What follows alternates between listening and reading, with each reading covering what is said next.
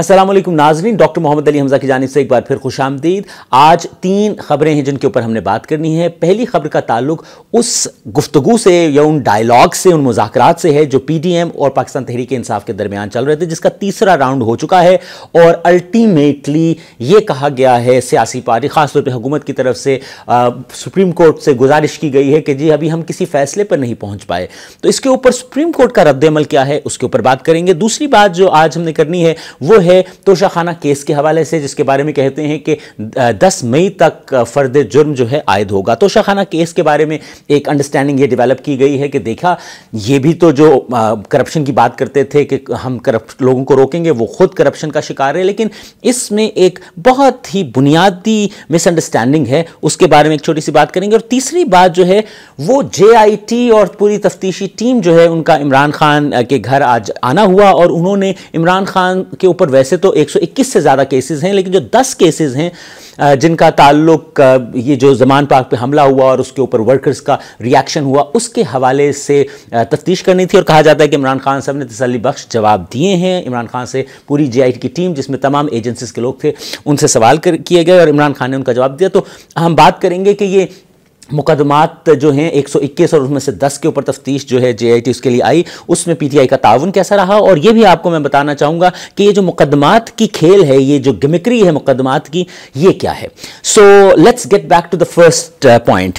मुज़ाकरात जो पीडीएम और पाकिस्तान तहरीक इंसाफ के दरमियान चल रहे थे और उसका मामला ये था कि जी सुप्रीम कोर्ट ने कहा कि आप 14 मई तक इलेक्शन करवाएं जो पंजाब और में हो जाने चाहिए, और फिर खैबर पख्तूनख्वा में प्रोविंशियल जहाँ पे इस वक्त परमानेंट आपकी असेंबलीज नहीं है, असेंबलीज डिवॉल्व्ड हैं और एक इंटरिम सिस्टम चल रहा है। फेडरल के अंदर जो है वो हुकूमत चल रही है। तो हुकूमत का कहना यह था कि जी हम इलेक्शन इकट्ठे करवाना चाहते हैं अक्टूबर में जाके, और उसके लिए वो फिर बहाने तराशने लगे। वो बहाने ये थे कि जी पैसे नहीं हैं, खजाना खाली है, सिक्योरिटी नहीं दे सकते, ये नहीं कर सकते, वो नहीं कर सकते। तो सुप्रीम कोर्ट ने फाइनली कहा कि 14 मई को इलेक्शन होंगे, और ये एक आईनी फैसला था क्योंकि आइन के अंदर बहुत वाज़ेह तौर पर लिखा है कि जो ही आपकी पार्लियामेंट जो है वो डिसॉल्व होगी, चाहे वो सूबाई हो या वफाकी, 90 दिन के अंदर इलेक्शन होने जरूरी है। अब याद रखिए कि आइन को जब आप एक मुकद्दस किताब समझते हैं और आप समझते हैं कि यही किताब जामिन है हमारी यकजहती की और यूनिटी की, तो फिर उस किताब में दिए गए जो वाज़ेह अहकामात हैं जिनके अंदर इंटरप्रिटेशन का इशू नहीं है। अब ये मैं आपको इंटरप्रिटेशन का वर्ड वाज़े करता चलूं कि बहुत दफ़ा सुनने में आता है कि जी ये जो कानून है या जो कॉन्स्टिट्यूशन की क्लॉज है उसकी तशरीह जो है वो चाहिए, क्योंकि तशरीह वाज़े नहीं है तो तशरीह में वजाहत मिलती है।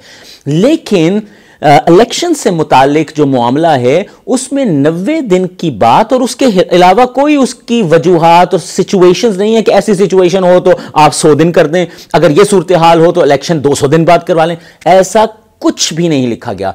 सिंपल स्ट्रेट एक स्टेटमेंट है कि जब असेंबली डिसॉल्व हो तो 90 दिन के अंदर इलेक्शन करवाना इलेक्शन कमीशन की जिम्मेदारी है। इसके अंदर तशरीह या जिसे वो कहते हैं कि एक्सप्लेनेशन करना या उसकी इंटरप्रिटेशन करना, उसकी वजाहत करना जो क्लॉज की है वो तो दरकार ही नहीं है, मतलब उसकी ज़रूरत ही नहीं है। हाँ वो मुझे नहीं पता कि ये मामला इसको कंफ्यूज करके कितना इजीली साइडलाइन इलेक्शंस को किया जा रहा है। एनीवेज, तो मुज़ाकरात का सुप्रीम कोर्ट ने कह दिया कि अच्छा आप हमारा हुक्म तो माने और supreme court stage on that, उन्होंने कहा मुज़ाकरात करें। पहला दौर हुआ मुज़ाकरात का, मैंने आपको वीलॉग में बताया था, कोई फैसला पहले और दूसरे दौर में नहीं हुआ। तीसरा जो मुज़ाकरात का सिलसिला चला अल्टीमेटली उसमें भी कोई नतीजा नहीं निकला, इसीलिए हुकूमत ने कहा सुप्रीम कोर्ट से कि हमें कुछ और दिन दे। अब सुप्रीम कोर्ट ने उसके ऊपर जो रद्द-ए-अमल दिया वो ये कहा कि अगर मुज़ाकरात नाकाम होते हैं, मतलब ये एक बड़ा ही जेन्युइन सवाल तमाम पाकिस्तानियों का है कि ये जो मुज़ाकरात के लिए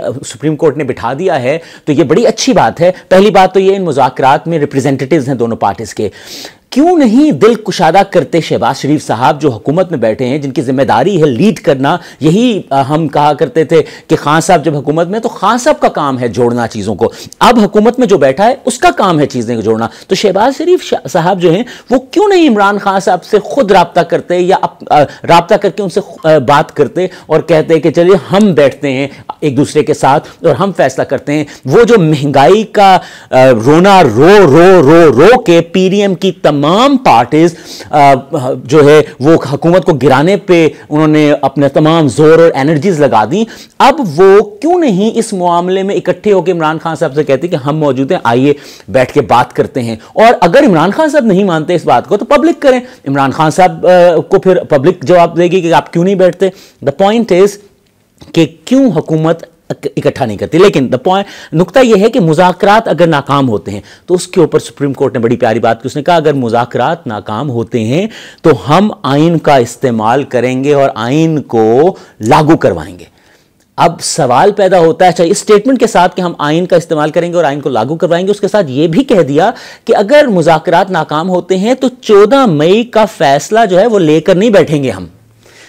ना दिस इज इंटरेस्टिंग कि 14 मई का फैसला लेकर नहीं बैठेंगे। इसका बड़ा सादा मतलब है कि हमने 14 मई का हुक्म दिया और 14 मई जो है उसमें अब चंद दिन रह गए हैं, तो लॉजिकली अब इलेक्शंस पूरे मैनेज करना, अरेंज करना पॉसिबल नहीं है। तो अगर मुज़ाकरात नाकाम हुए तो हम वो 14 मई वाले जो फैसला है उसके ऊपर मजीद कानूनी चाराजोई और सियासतें नहीं करने देंगे, हम आइन को लागू करवाएंगे। तो वो आइन को कैसे लागू करवाएंगे?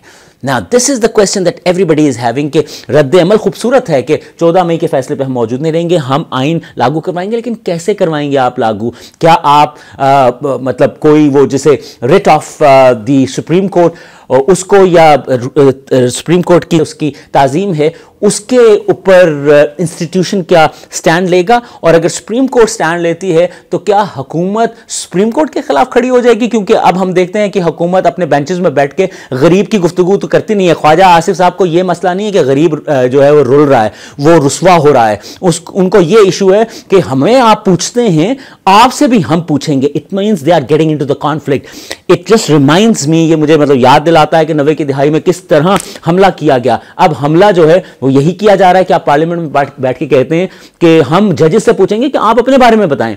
भाई जब वक्त आए आप पूछें उनसे, लेकिन अभी तो आप हुकूमत हैं और हुकूमत जमहूर के लिए, और जमहूर रुसवा हो रही है आपकी वजह से। महंगाई की जो सूरत हाल है, ख्वाजा आसिफ साहब और जितने ये सीनियर सियासतदान हैं इनको अंदाजा है, ये नहीं मैं कह रहा इन्हें अंदाजा नहीं है, लेकिन इन्हें दुख नहीं है, इन्हें दर्द और तकलीफ नहीं है, क्योंकि इनके घर दाने पूरे हैं।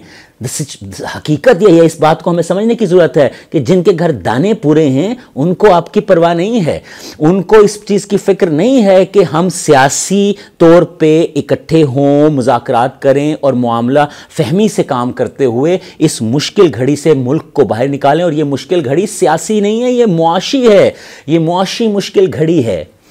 खैर अब देखते हैं कि वो आईनी रास्ता सुप्रीम कोर्ट क्या निकालेगी। ज़्यादा वक्त नहीं है, कुछ दिनों की बात है। सुप्रीम कोर्ट जो आईनी रास्ता इख्तियार करेगी वो हमें पता लग जाएगा। बट द पॉइंट इज कि कह दिया गया है कि हम आइन को लागू करेंगे, लेकिन किस तरह लागू करेंगे दैट वी विल सी। लेकिन मैं दोबारा एक बात को दोहराऊं और फिर हम अगली बात पे चलते हैं कि ये जो पार्लियामेंट में खड़े होके रोना रप्पा रोते हैं, हमसे पूछा जाता है तो फलां से नहीं पूछा जाता। आप पूछें भाई, आप पूछें, लेकिन अभी मामला फहमी से काम लें। मुल्क किस किनारे आप पहुंचाया है आपको इस चीज का अंदाजा है, लेकिन आपको दुख और दर्द ना इस मुल्क के लिए है ना इस मुल्क के लोगों के लिए है। दूसरी बात जो मैंने आपसे जिक्र किया कि तोशाखाना केस, ये जो केस की बात करते हैं, घड़ी चोरी की का मामला देखें, ये चोरों के जिक्र करते थे तो खुद भी देखें क्या निकला। पहली बात तो ये है कि इसके ऊपर अभी मामला चलना है, लेकिन इस आर्गुमेंट के अंदर इतनी बड़ी नालायकी है कि ये कह रहे हैं कि अगर आपको कोई मुक्का मारे और एक आपको गोली मारे, दोनों एक जैसे होते हैं। अरे भाई दोनों एक जैसे नहीं होते, दोनों में फ़र्क होता है, दोनों की मुख्तलिफ सज़ाएं होती हैं और दोनों की इंटेंसिटी ऑफ क्राइम डिफरेंट होता है। तो अभी तो क्राइम के बारे में या ये जो करप्शन है ये बात गुफ्तगू तो अभी होनी है, लेकिन कहाँ आप 35 साल की फिक्री डकैती जो आपने इस मुल्क से की है, यानी इस मुल्क से फिक्र को पर लगा के उड़ा दिया है, लोगों को कह तो रज्जाली जो है वो इस मुआशरे में डाल दी है, लोग जो है 2 वक्त की रोटी के काबिल होकर रह गए, तमाम वैल्यू सिस्टम तबाह करके आपने रख दिया है। ऊपर से मुल्क को लूट के, मुल्क को तबाह करके आप कभी बाहर सैर करने निकल जाते हैं, कभी ईदें मनाने निकल जाते हैं, कभी उम्रे करने निकल जाते हैं, कभी इलाज करने निकल जाते हैं, और आपको यहाँ की कोई परवाह नहीं। तो ये मुक्का और गोली बराबर नहीं نہیں ہو سکتے. تو توشہ خانہ کیس میں عمران خان صاحب نے کیا کیا کیا نہیں کیا یہ قانون جانے, قانونی پروسیس جانے, بٹ دا پوائنٹ از کہ مکہ اور گولی کبھی برابر نہیں ہوتے. وہ لوگ جو باتیں کرتے ہیں انہوں نے پاکستان کو جڑوں سے کھوکھلا کر دیا. مطلب اس میں مجھے کیا, جو بھی ذی شعور انسان ہے جس نے پچھلے 30 سال کو اپنے سامنے زمانے اور معاشرے کے اتار چڑھاؤ کو دیکھا ہے, اسے اندازہ ہے کہ معاشرہ اور ہمارا پاکستان معاشی طور پہ اس کی جڑیں کھوکھلی ہو چکی ہیں, فکری طور پہ اس کی جڑیں کھوکھلی ہو چکی ہیں, اور ان کی آبیاری کرنے کے لیے بھی یہ تیار نہیں ہے, کیونکہ یہ کہتے ہیں کہ ہم سے پوچھتے ہو اپنا بارے میں بتاؤ. انہیں یہ فکر نہیں ہے کہ آبیاری کرنی ہے ہم نے یہاں میں.